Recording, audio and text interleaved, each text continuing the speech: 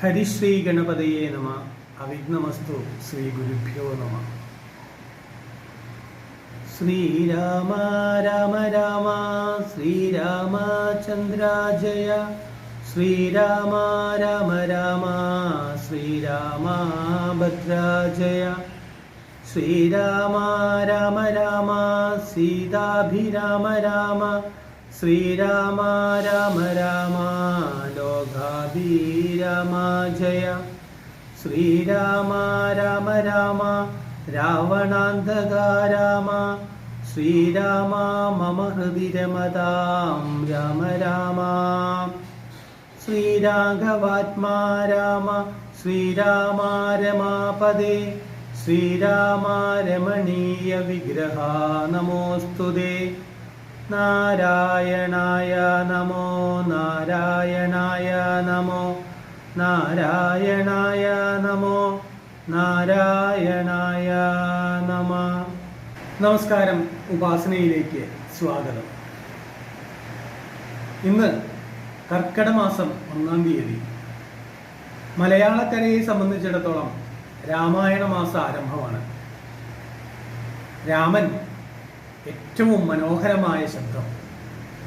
ഈ ഭൂമിയിൽ ഏറ്റവും മധുരതരമായി എന്താണോ ഉള്ളത് അതിനേക്കാൾ മധുരതരമാണ് രാമൻ എന്ന നാമം. രമിപ്പിക്കുന്നവൻ ആരാണോ അവനാണ് രാമൻ. രാമൻ അവതാര പുരുഷനാണ്. അവതാരം എന്ന് വച്ചാൽ ഇറങ്ങി വന്നവൻ എന്നർത്ഥം.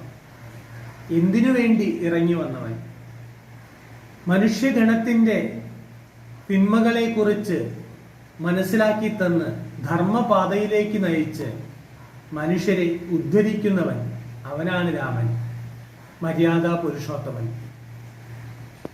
രാമായണങ്ങൾ പലതും ഉണ്ടെന്നാണ് പറയപ്പെടുന്നത്. എന്നാൽ മലയാളക്കര നെഞ്ചോട് ചേർത്ത് വച്ചത് മലയാള ഭാഷയുടെ പിതാവായ തുഞ്ചത്താചാര്യന്റെ അധ്യാത്മരാമായണം കിളിപ്പാട്ടാണ്. മൂലകാവ്യമായ വാൽമീകി രാമായണവും അധ്യാത്മരാമായണവും തമ്മിൽ ചില വ്യത്യാസങ്ങളുണ്ട്. വാൽമീകി രാമായണത്തിൽ രാമൻ മനുഷ്യനായ സാധാരണ മനുഷ്യനാണ്. അവിടെ ഈശ്വരഭാവങ്ങൾ കുറവാണ്. എന്നാൽ അധ്യാത്മരാമായണത്തിൽ മനുഷ്യൻ ആയി വന്ന രാമൻ ഈശ്വരൻ തന്നെയാണ്.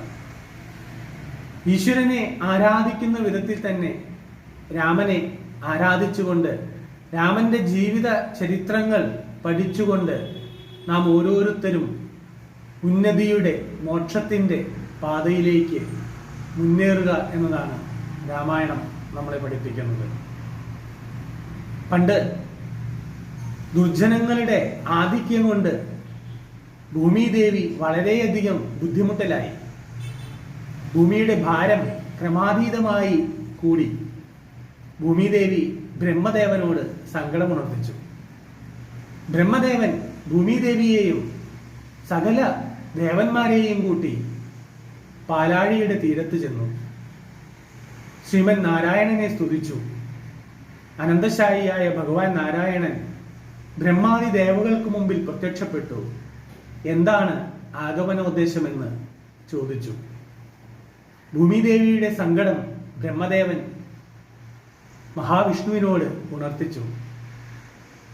ത്രേതായുഗത്തിൽ മനുഷ്യനായി അവതരിച്ച് ഭൂമിയിൽ എല്ലാ ദുഷ്ടന്മാരെയും നിഗ്രഹിച്ച് ഭൂമിദേവിക്ക് സൗഖ്യം പ്രദാനം ചെയ്യാമെന്ന് ശ്രീമൻ നാരായണൻ ബ്രഹ്മാദി ദേവകൾക്ക് വാക്കുകൊടുത്തു. ദേവതാഗണം എല്ലാം സന്തോഷത്തിലായി. പക്ഷേ ഭഗവാൻ പറഞ്ഞു, ആ സമയത്ത് എനിക്ക് സഹായത്തിനായി എല്ലാ ദേവന്മാരും ഗിരിവന ഗ്രാമദേശങ്ങൾ തോറും അവതരിച്ച് എൻ്റെ സേവകരായിട്ട് ഒപ്പം ഉണ്ടാകണം എന്ന് പറഞ്ഞു. എല്ലാ ദേവന്മാരും അത് അംഗീകരിച്ചു. ഭൂമിദേവി സന്തോഷത്തോടു കൂടി തിരിച്ചു വന്നു. പിന്നീട് ത്രേതായുഗത്തിൽ ഉച്ചത്തിൽ പഞ്ചഗ്രഹം നിൽക്കുന്ന കാലത്തിങ്കൽ അച്യുതൻ അയോധ്യയിൽ കൗസല്യാത്മജനായി അവതരിച്ചു. അദ്ദേഹത്തിന് 3 സഹോദരന്മാരും ഉണ്ടായി. രാമായണം മുന്നോട്ട് നീണ്ടുകൊണ്ടേയിരിക്കുന്നു. തുഞ്ചത്ത് ആചാര്യൻ വളരെ ഭാവനാലോലനായിട്ടാണ് അധ്യാത്മരാമായണം എഴുതിയിരിക്കുന്നത്. കിളിമകൾ കഥ പറയുന്ന രൂപത്തിൽ, കിളിപ്പാട്ട് രൂപത്തിലാണ് അദ്ദേഹം രാമായണം എഴുതിയിരിക്കുന്നത്. ഭഗവാൻ പരമേശ്വരനോട് ശ്രീപാർവതി രാമകഥകൾ അറിയാൻ ആഗ്രഹമുണ്ട്, അത് പറഞ്ഞു തരണം. രാമകഥകൾ കേൾക്കുന്നതിനോട് ഒപ്പം അത്രയും ആ കഥകൾ കേൾക്കുമ്പോൾ മോക്ഷപ്രാപ്തി ഉണ്ടാകും.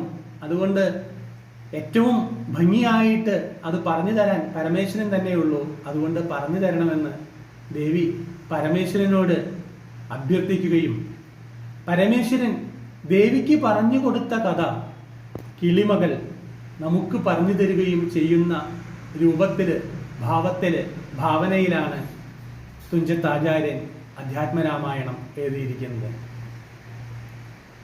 രാമൻ മനുഷ്യനല്ല ഏകസ്വരൂപനാം നാരായണൻ പറയും.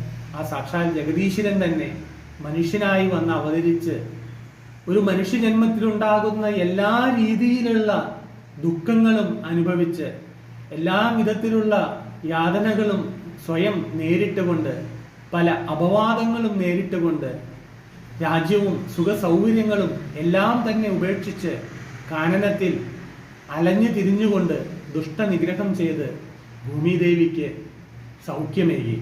അതോടൊപ്പം തന്നെ ഈ ഭൂമിയിൽ ജനിക്കുന്ന ഓരോ മനുഷ്യനും ഇത്തരത്തിലുള്ള എല്ലാവിധത്തിലുള്ള യാതനകളും അനുഭവിച്ചുകൊണ്ട് ധർമ്മത്തിന്റെ പാതയിൽ ചരിച്ചാൽ മാത്രമേ മോക്ഷം സാധ്യമാവുള്ളൂ എന്ന് രാമൻ സ്വജീവിതത്തിൽ കൂടെ നമുക്ക് കാണിച്ചു തന്നു.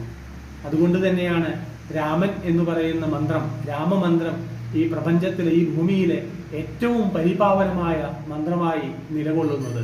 അതുകൊണ്ട് തന്നെയാണ് രാമൻ മനുഷ്യർക്കിടയിൽ മര്യാദാ പുരുഷോത്തമനായിട്ട് വിരാജിക്കുന്നത്. ആ രാമൻ സർവ്വജനങ്ങൾക്കും, പ്രത്യേകിച്ച് ഈ കർക്കിടക മാസത്തിൽ എല്ലാ ജനങ്ങൾക്കും സൗഖ്യമേകട്ടെ എന്ന് പ്രാർത്ഥിക്കുന്നു. ഒപ്പം ഉപാസനയുടെ രാമായണ സഞ്ചാരവും ഇവിടെ ആരംഭിക്കുന്നു. എല്ലാവർക്കും നന്ദി, നമസ്കാരം.